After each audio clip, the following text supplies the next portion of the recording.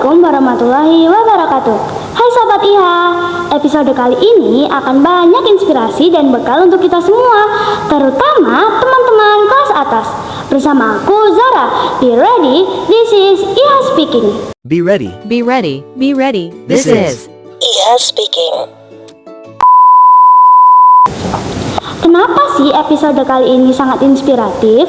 Karena kami telah mengundang kakak-kakak alumni SDIT Pengajar Kota Batu yang akan berbagi pengalamannya memulai kehidupan di jenjang SMP. Langsung saja kita sapa. Hai Kak. Hai. Apa kabar hari ini? Alhamdulillah baik. Ya baik. Sebelum kita mulai obrolan, bolehkah kakak-kakak untuk memperkenalkan diri dulu? Mulai dari nama, alumni angkatan apa, dan sekarang bersekolah di mana? Saya Tea, alumni angkatan Ibnu Firnas dan sekarang bersekolah di MTSN Kota Batu.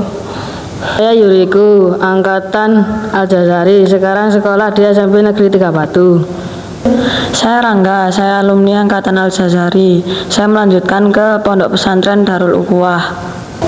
Wah, pas banget nih. Informasi kali ini akan lengkap sekali karena ada Kak Tea yang melanjutkan ke madrasah, Kak Yuriko yang melanjutkan ke SMP negeri, dan Kak Rangga yang melanjutkan ke pondok pesantren.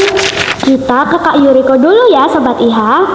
Kak, untuk bisa masuk ke SMP 3 Batu, kakak daftar melalui jalur apa? Kalau saya masuk jalur prestasi non-akademik. Prestasi non-akademiknya apa Kak? Saya punya beberapa prestasi di bidang futsal.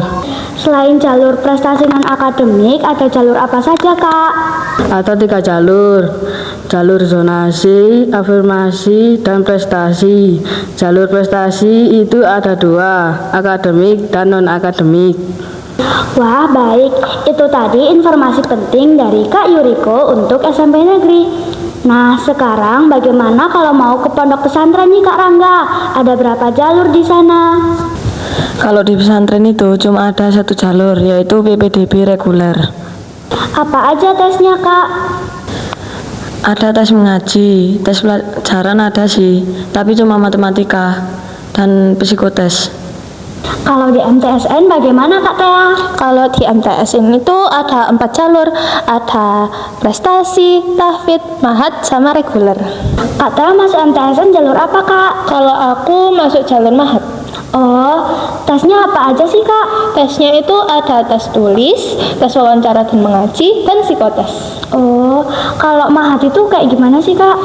Jadi Sobat IHA, mahat itu asrama yang ada di sekolah. Aku tidur di sana setiap hari dan pulang hanya 6 bulan sekali. Tapi tenang aja, 2 minggu sekali kita ada samangan. Kalau di jenjang SMP biasanya akan lebih banyak ekstrakurikuler. Sama tidak ya antara pondok pesantren, madrasah, dan SMP negeri? Kita ke Kak Yuriko lagi. Apa saja Kak ekstrakurikuler di SMPN 3 Batu? Lalu kakak ikut ekstra apa? Ada eskul futsal, basket, PTV, voli, dan banyak lainnya. Dan saya ikut eskul futsal. Kalau di pondok pesantren gimana Kak Rangga? Kalau di pondok pesantren ada eskul futsal, badminton, voli, pingpong, basket, desain grafis, pencak silat, dan banyak lagi. Tetapi kalau saya mengikuti eskul futsal. Kalau di madrasah gimana Kak Tea? Kalau di MTSN itu ada banyak sekali ekstrakurikulernya. Nah, ekstrakurikulernya ada yang di sekolah dan ada yang di mahat. Kalau misalnya di sekolah itu ada banyak sekali, seperti voli, bulu tangkis, basket, ada juga English Club, Arabic Club, tari, dan juga Sorinji Camp yang paling terbaru yaitu seni bela diri dari Jepang.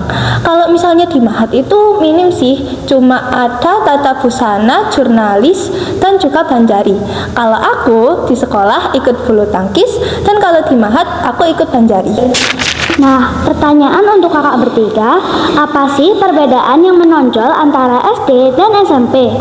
Kalau aku, karena di pondok, mungkin kesehariannya jadi lebih teratur dan disiplin. Dan di sana aku juga mendapat banyak teman dari berbagai daerah.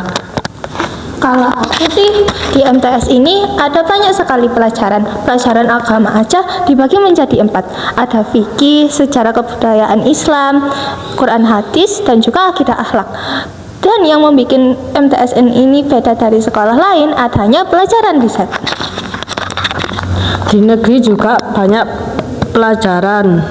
IPAS dibagi menjadi dua, IPA dan IPS, dan ada tambahan pelajaran informatika. Tipsnya apa sih Kak, biar bisa masuk ke sekolah yang diinginkan? Kalau tips dari aku ya, yang pertama perbaiki nilai rapot kalian, jangan sampai turun. Yang kedua, kalian juga harus aktif mengikuti lomba-lomba. Yang ketiga, jika kalian mau masuk jalur mahat di MTSN, kalian harus menyiapkan kedisiplinan dan kemandirian. Kalau tips dari aku, karena aku masuk jalur prestasi non akademik, harus ikut ekstrakurikuler dari kelas 4 dan mengikuti lomba-lomba. Kalau dari aku, untuk bisa masuk, perbaiki bacaan, tambah hafalan, dan perbanyak belajar MTK. Terakhir nih, sebelum aku tutup, apa pesan kakak semua untuk adik-adik di SDIT Ibnu Hajar? Kalau dari aku, adik-adik semua yang semangat ngerjain tugasnya, jangan banyak mengeluh, karena di SMP nanti akan lebih banyak tugasnya. Tapi pelan-pelan bisa dilalui kok. Kalau dari aku, kalau mau ikut jalur prestasi non akademik harus aktif ikut ekstrakurikuler dan ikut lomba-lomba. Kalau dari aku, jangan takut mondok ya. Soalnya walaupun peraturan pondok pesantren itu ketat, itu untuk kebaikan kita semua. Alhamdulillah, semua pertanyaan yang di tangan aku sudah terjawab. Sudah banyak sekali tips dan inspirasi yang kita kantongi untuk persiapan menghadapi jenjang SMP. Nah, Sobat IHA, sampai sini dulu podcast episode kali ini. Sampai jumpa di keseruan selanjutnya. So, be ready. This is IHA speaking. Aku Zara, pamit dulu. Wassalamualaikum warahmatullahi wabarakatuh. Dadah.